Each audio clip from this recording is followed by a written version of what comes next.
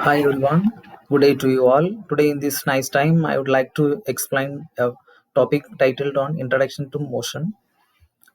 And before moving to the topic, myself, Eliezer, and I completed electrical engineering and electronics engineering in the same branch. And I have almost 1 decade of teaching experience in teaching mathematics as well as science to the students of from class 6 to class 10. Okay, so this is all about myself, and particularly my topic is introduction to motion. So motion is nothing but it is like a movement of an object, right? So when an object starts to move, it will be represented as a motion, right? So motion means there must be the movement. See here, the vehicle is started moving. So when it started moving, then we can declare that it is a motion, right?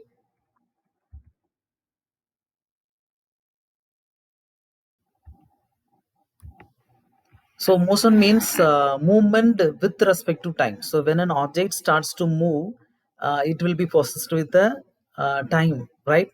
So because when the object or when the movement happens, it will be subjected to the time only. So motion occurs when an object changes its position. So when the object starts to change its positions side by side, the time also will be elapsed. Okay, the time starts to turn on. Okay, so when the object starts to move, so whenever, what I'm saying is, whenever the motion is there, and there must be the time encountered with that, and the distance also encountered with that, right? So both distance and time are the important factors in describing the motion. So while representing the motion, these two are the important factors to be considered here: distance as well as time. Okay, so these are two necessary and important things to be considered when an object starts to move. So motion is nothing but undoubtedly that it is representing the most movement of an object.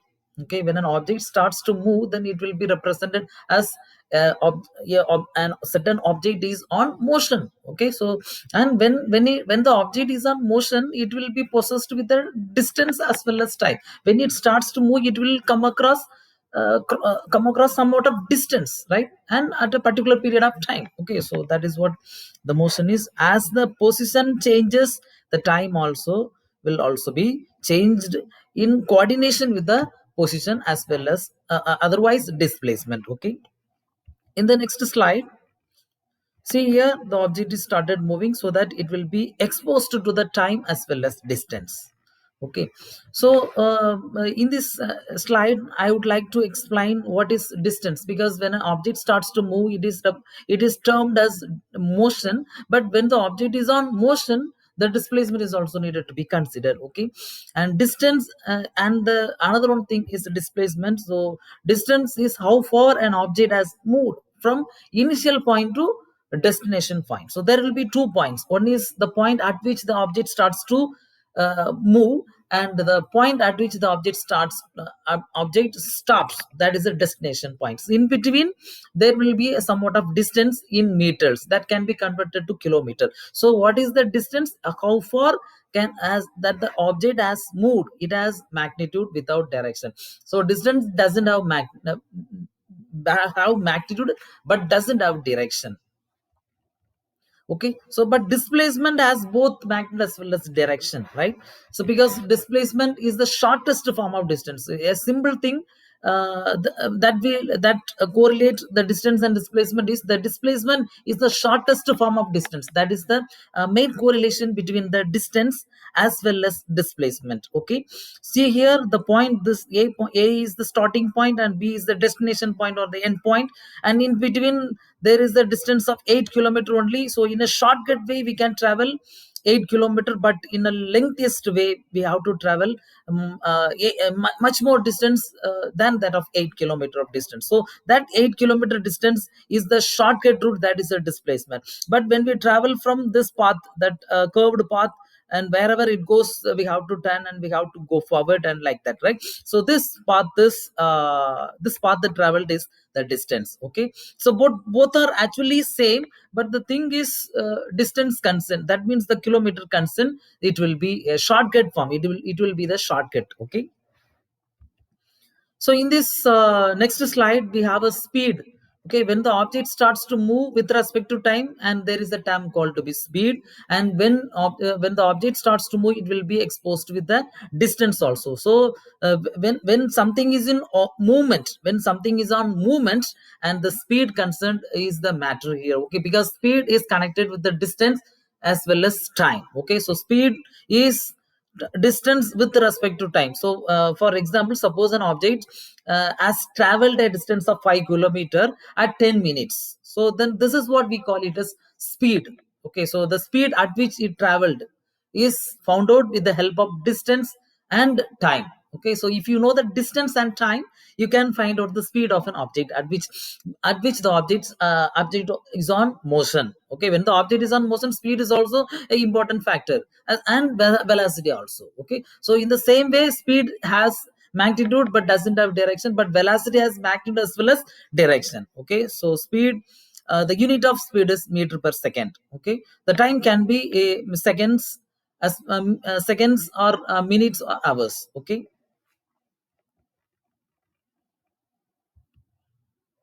see here the object is started moving and it will be exposed with the distance, time, so that the speed, when the distance and time is calculated, we can also calculate speed easily. Okay, so what are the types of speeds? We have various types of speeds, but uniform speed cannot be maintained, right? So non-uniform speed only can be maintained, and that can be possible. So here we have list of four more things. Constant speed, that means the uniform speed. The speed will never be changed from initial point to the destination point. That means the reference point to the destination point. In between, there will be no change in the speed.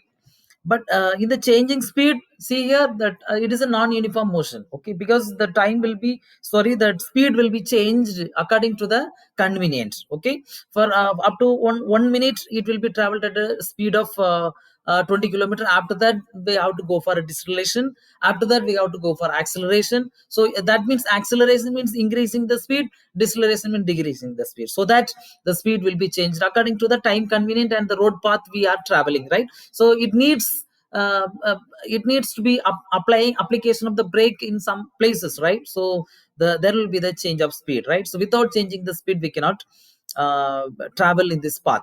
Okay, so the average speed will be the calculation between the total distance with respect to the total time of the object which is on the motion. Okay, so instantaneous speed is speed at any given time.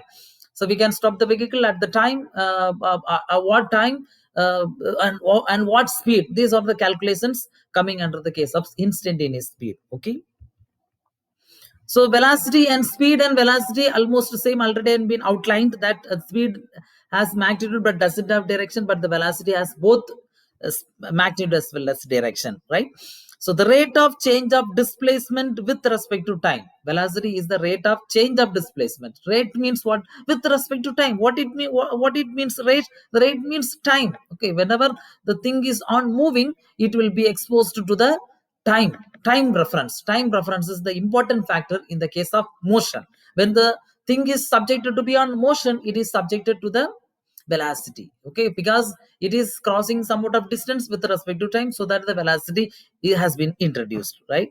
So velocity is also displacement with respect to time. The unit of velocity in SI unit is meters per seconds. Okay, so I just outlined that acceleration and deceleration. So here we have acceleration. Deceleration is the opposite of acceleration, right? Acceleration is the velocity. We have studied velocity, right? That velocity with respect to time. That is the acceleration, right? So actually, when the velocity comes, velocity is dealt with the factors of displacement and time, but the acceleration is dealt to be with the velocity with respect to time. In short way, we can say that rate of change of velocity, right? So that means the velocity is changing with respect to time, right? For 5 minutes, what is the velocity? Next 5 minutes, what is the velocity? Next 10 minutes, what is the velocity? We can classify our time duration, or the period of displacement or the period of motion. So just consider the example: a car is traveling from one place to another place, and calculate the time duration that the car has reached the destination, and the time at which the car moves at which speed and 10 kilometer or 10, 20 kilometer or 30 kilometer. It might have depend upon the road conditions and everything, right? Because the uniform motion cannot be possible. Non-uniform motion only it is possible in these cases, right? So acceleration and deceleration is nothing but any acceleration is any change in velocity over a period of time, change of velocity over a period of time. Deceleration also same, but deceleration is decrease in velocity. Acceleration is increase and decrease in velocity, but deceleration is entire velocity will be stopped. Okay, so after that there will be no displacement, it will be stopped, okay, in a particular duration.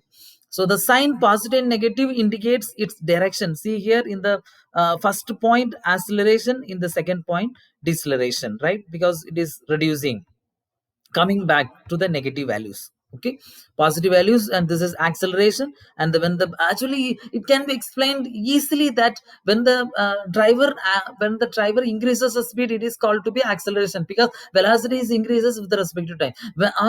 When the driver applies the brake, then the acceleration is in a reverse way, right? It comes to be in a standstill condition, right? So it has to come to be in a standstill condition, then only it is possible to drive the vehicle in the roads, right? The brakes are very much necessary. So the brake is the application of deceleration, okay.